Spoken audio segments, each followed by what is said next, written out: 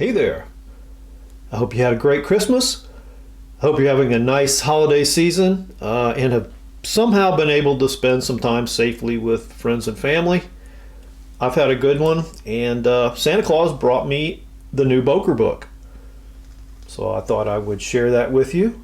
Before I get into the book, let me thank Brian Vick, a longtime viewer and friend from Argentina, for bringing my attention to this book. He told me it had come out quite a while ago. I'm just now getting around to getting it. But without Brian, I wouldn't have known to ask Santa Claus for it. So thanks, Brian. I say the book is new. It was published in 2018, so it's been out there for a while. By the way, if you hear burbling in the background, I'm sorry. I've got a batch of beer over there in the fermenter. This is the only place in the house I can do that. The book's 8.5 by 11. It's about 177 pages. It's a soft cover book. It's done on high gloss slick paper, fully illustrated with color photos and images, and it's very professionally laid out. It's written by Neil Punchard and Ricky Ray, and the book comes from, of all places, Anderson, South Carolina, which literally is about 72 miles from where I live. So about an hour and a half down the road. Somehow these guys produced this wonderful book on Boker knives.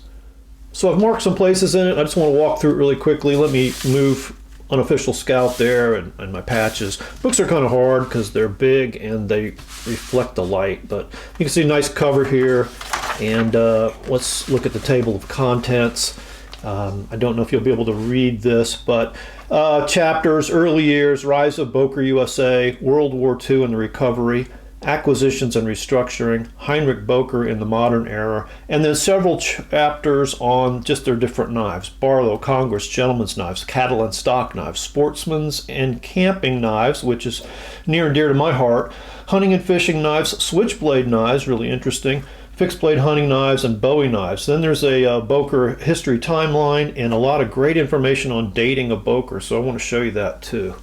Let me just thumb through some of this beginning here, a little introduction, some great early photos of the manufacturing plants. There's Herman Boker. As you can see, the quality of the pictures is just great. There's a very short chapter here on the very early history of Boker in Germany. This was really interesting to me, this chapter, The Rise of Boker USA. So, Boker actually started in the United States pretty early in New York with Herman Boker as an importer of German knives. And they actually started manufacturing knives in the U.S., I think, in 1899. So might be a little off on that date. But they eventually bought a Valley Forge Cutlery Company. And so a lot of confusion between Boker and Boker USA. This book really helps sort that out. Up until this book, there's just not been a lot of good information on Boker's history in one place. Boker's been a very hard company to get history on because they suffered and survived through 2 world wars. And especially in World War II, with the bombing of Zolligen, Germany, their plant, offices, everything was destroyed. Manufacturing equipment, all their stock, inventory, and all their records. So Boker's always been kind of a challenge on identifying a knife, dating a knife, and things like that. But there's a lot of great tools in this book to help. So I'm really glad it came out.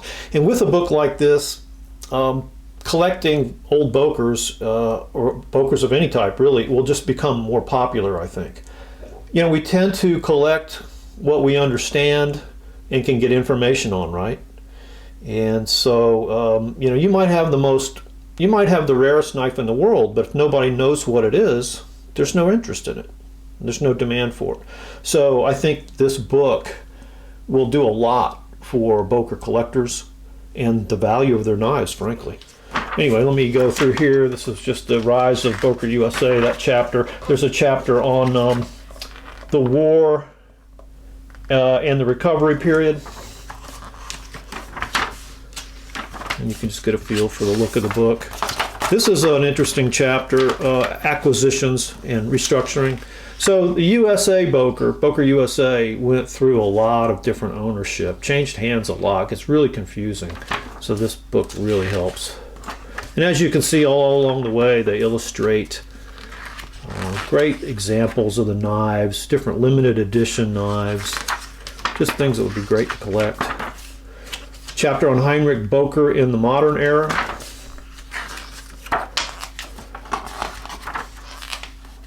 And let's move ahead here. Then they get into the chapters on the different types of knives. So we won't go through each and every one of those. It starts off with Barlow. There's Congress. But let me skip ahead to a chapter that I want to show you in detail, and that's sportsman's and camping knives. Because these are your Swiss Army type knives, your scout type knives, the type of knives that I collect and am most interested in. And I found out some really interesting things in this chapter. Things that I may have gotten wrong in past videos, but only because Boker themselves, I think, has put out some misleading information. Anyway, here's some great examples of some very early multi-blade sportsman's knives. They have things like shotgun shell pullers, can openers, corkscrews, punches, screwdriver blades.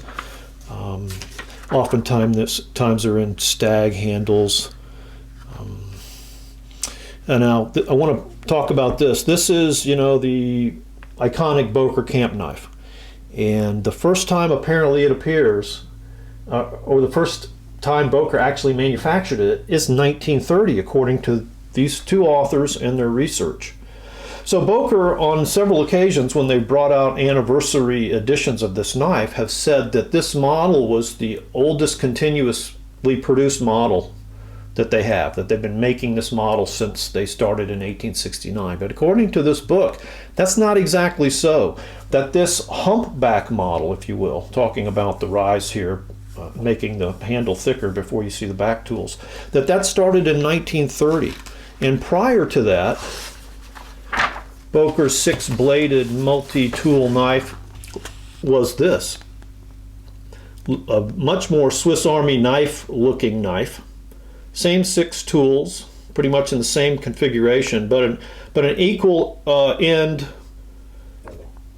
pattern. You can see there's no hump in the handle. And they were either smooth ebony, as you see there, or stag with nickel silver bolsters. Now this one is an 8-bladed model, so you've got your basic 6 tools plus a saw and scissors. And you can see here the screwdriver has no cap lifter.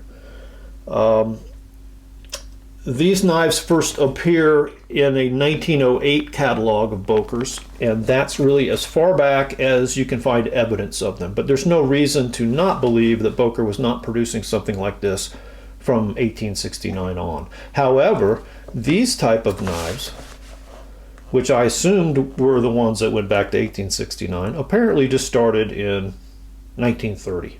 So very interesting. Maybe that's one reason you just don't see a lot of the pre-World War II versions. Pre-World War II, again, according to the book, are always going to have either jigged bone like this or genuine stag. I've had one like that before. They have these very large, oversized shields with a big tree and no Zolligen, nothing written in there. And then here what you see is a Delrin type material. Boker called that improved stag. I can't remember the chemical name of it, but it's much like Delrin. Delrin was a patented version of this type of plastic by DuPont, so this was not actually called Delrin, but it was something else. But they usually have smaller shields with a smaller tree and say Zolligen. I've got one that doesn't say Zolligen, but now I believe the knife I have is certainly from the post-World War II era, maybe the late 40s, probably the 1950s.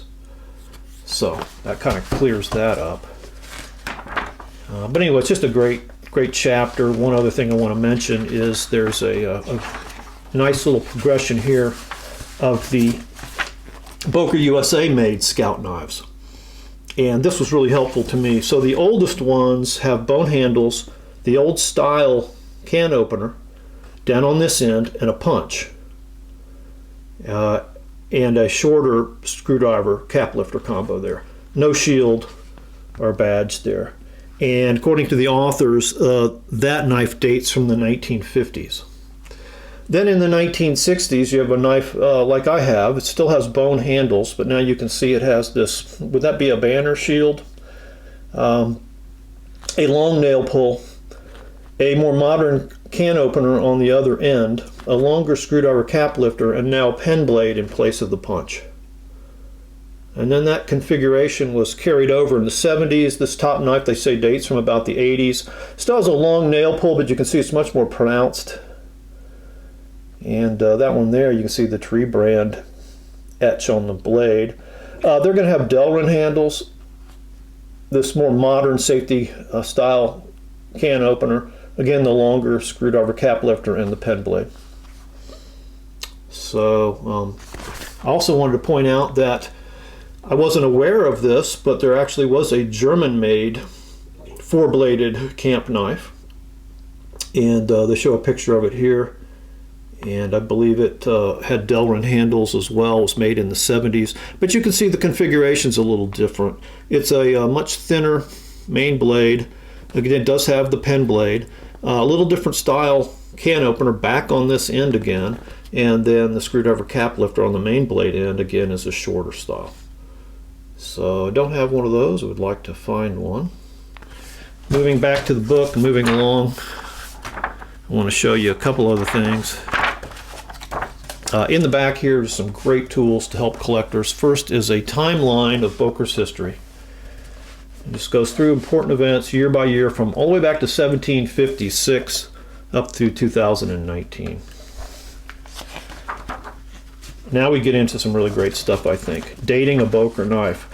So, you know, dating knives can be very hard. And generally what you do is you look for things like tang stamps, shields, materials, patterns, and blade etches, and try to put all that together and just come up with kind of an approximate range of when the knife could have been made. And so that's what they're helping you do here.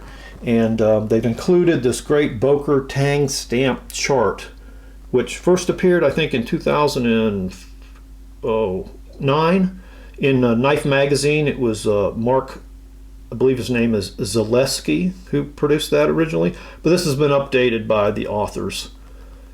And very, very helpful. So those are your tang stamps. Every Boker knife is going to have a tang stamp. Not all of them had a shield, but here are the shields. And some approximate date ranges.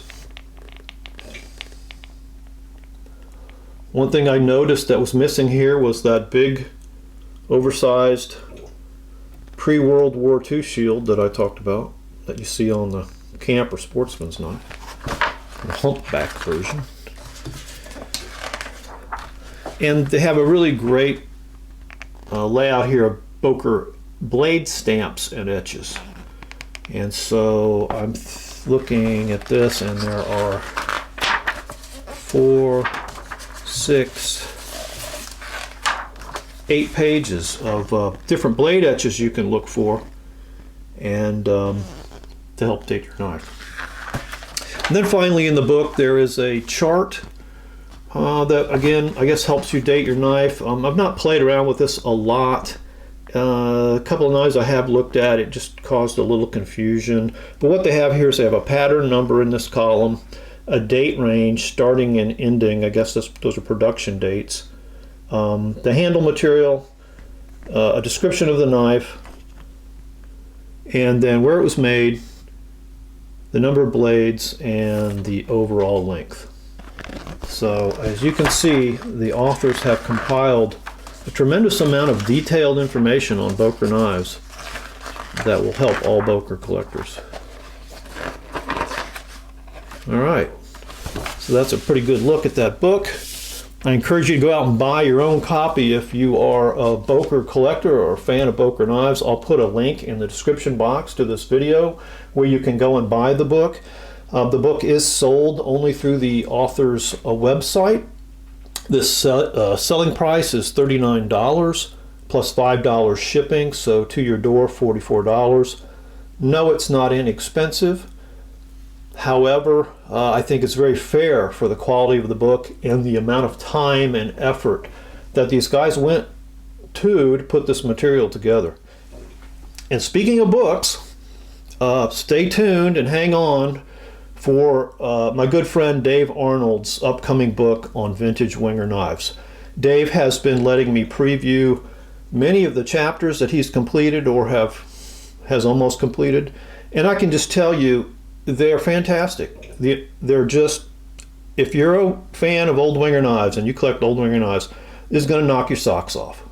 So stay tuned for that. I hope we can see that early in 2021. As soon as it's ready for sale, I'll be announcing it, certainly. Okay.